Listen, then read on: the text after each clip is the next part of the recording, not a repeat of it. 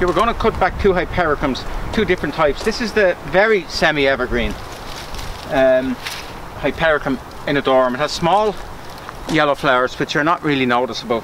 They're okay, but it has very good berries, and there's the remains of last year's berries.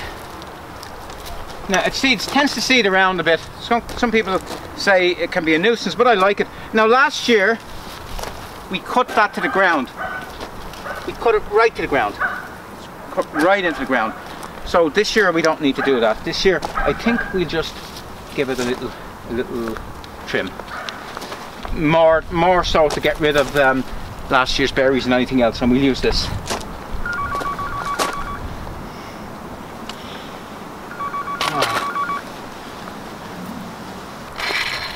So we got interrupted there with mobile phones and stuff. But I'm just going to give it a very superficial cut just to get rid of the last year's berries. But if you just come around here, you see something in here. We get rid of the Willowherb. We can see all the little seedlings of the Hypericum. It's about 50 of them, just that little spot. And actually this seedling here that's a Hebe seedling. Don't know where that came from. And what else? And that's a Leycesteria seedling, it's the golden one. But anyway, you can see how well that seeds everywhere. So we're going to just give that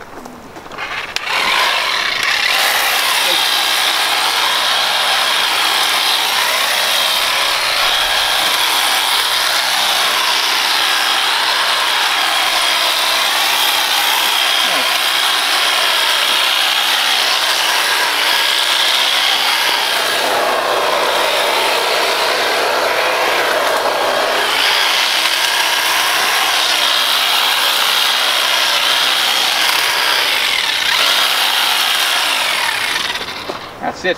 Now I have to say, this is the lazy man's way of doing it. The proper way would be to get the secateurs and get every berry, old berry, spent berry, and bring it back. I'll take one off and we can show exactly what I mean. There's the spent berry there, and that's next year's or this year's growth. So by right should do this, but we haven't. We have this. We don't have time for peeling grapes, as they say. Life's too short for peeling grapes. But that's what. If you have time in your hands, that's what you would do. Now we're going to have a look at the other Hypericum Hidcote. This one over here.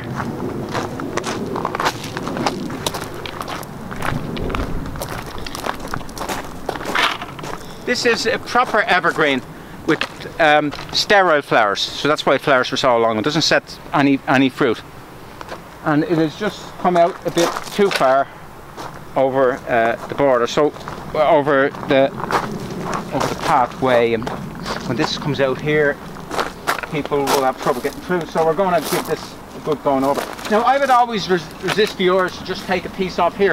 If you take a piece off here, you should correspondingly take stuff off the rest to balance it up. But we're going to try this again, because it's the lazy man's way. And we're going in a good bit.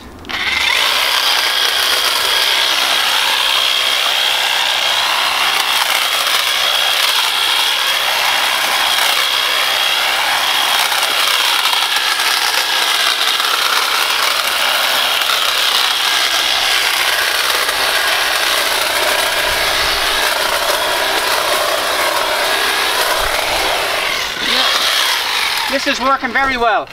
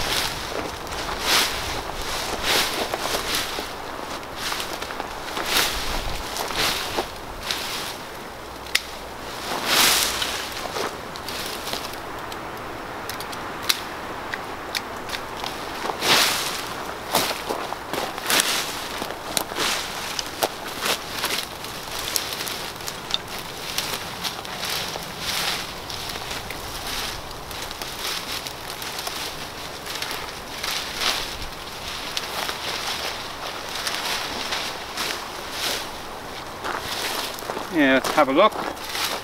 Get all the old bits off. Broken bits. We can see what we have. Get as much off as you can, because what will happen is any bits that fall into the bush, they go brown and look unsightly. Get as much out as you can.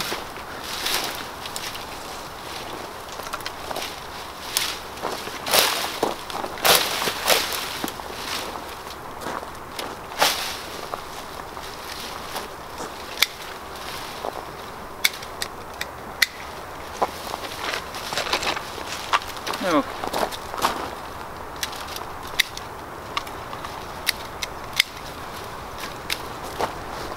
there's plenty of room to grow out and grow out.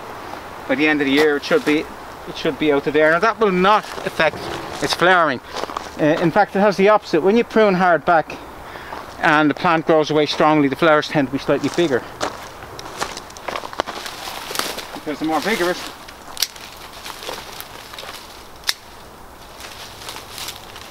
Do.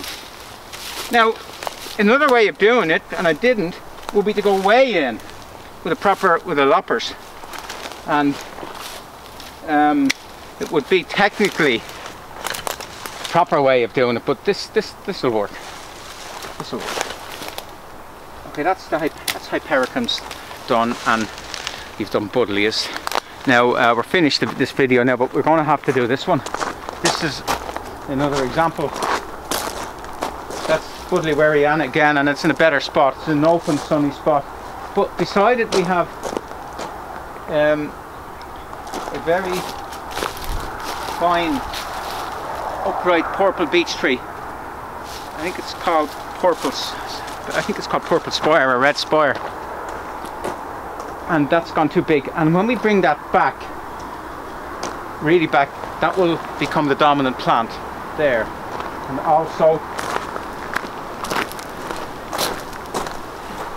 these two very good flowering dogwoods called Cornus, kousa, Satomi, they will come into their own. And then we're going to have to, for the first time, we're going to have to tackle the yew hedge.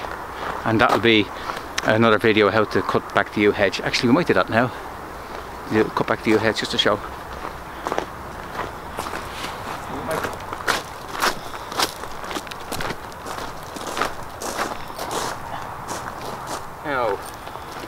It's definitely a proper use for this. It's for cut. This is what it's meant for cutting back hedging.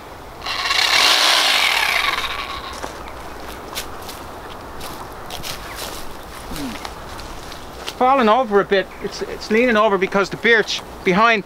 And what I think you should do is go behind and remove a lot of those bottom branches from the birch, so that you might straighten up a bit. But let's start.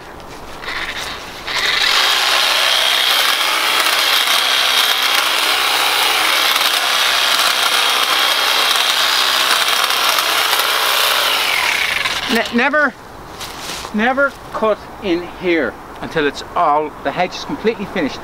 Never go below here, because what people tend to do is they tend to go like this, follow the existing line, and then you end up with the hedge going in and on stilts. So you rarely go near here. So when you're cutting the hedge, you cut to an imaginary line that's in your head. Got lots of imaginary lines in my head. Yeah.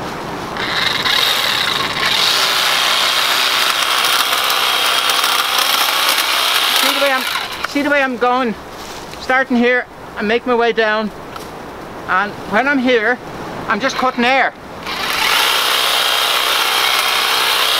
Now, after 2 or 3 years, this will have come out to here, and people will say to me, "How did you manage to get your hedge to grow at the bottom?" And I just say, "Because I cut air." That's what I say.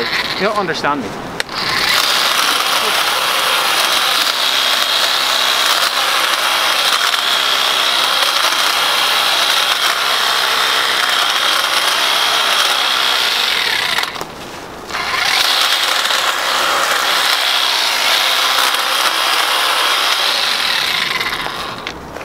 And then maybe, let's see, how does this work? maybe like that, maybe.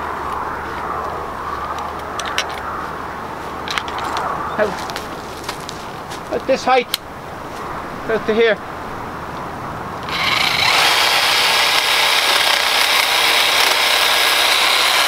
And once again, you're cutting an imaginary line.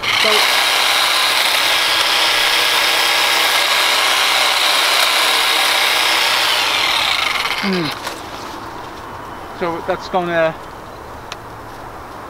end up here. Okay,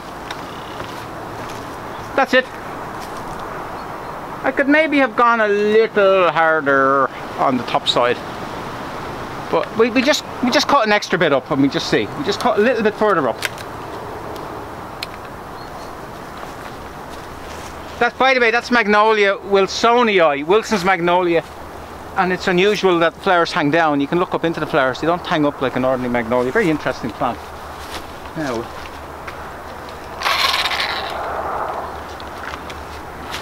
let's see.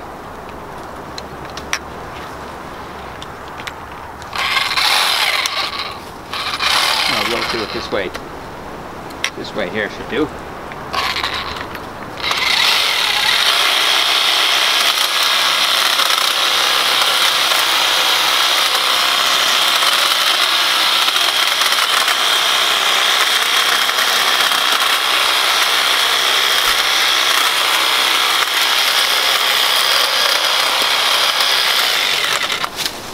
Look along. Definitely a bit more here.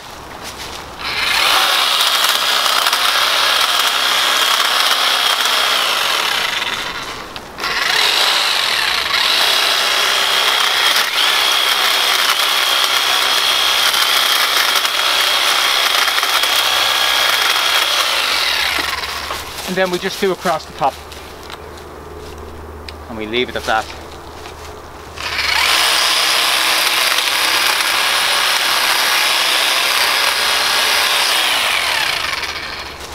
Well, that's it. That's the first time that yew hedge has got its haircut, and yew hedge can live for about 1,000 years.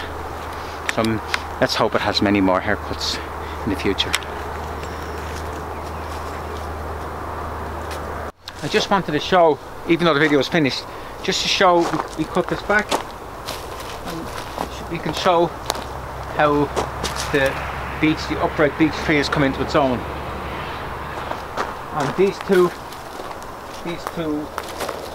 dogwoods have come in, are going to look better. There's going to be more, and this is going to be smaller. And we've two, I've forgotten, they were totally overwhelmed. They're two Cotinus is called, the young lady. Cotinus young lady. And I've noticed, that's the thing about garden, there's always something else. Fence has fallen, has blown over, and it's knocked this yew tree half over. So what we'll do is we'll have to put the fence back from the far side, prop it up, and then we'll somehow attach the yew onto the fence, straighten it up.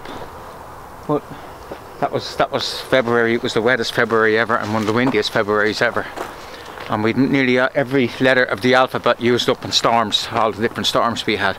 So hopefully March, we're gonna be like this for the rest of March. Sun and no wind, no rain.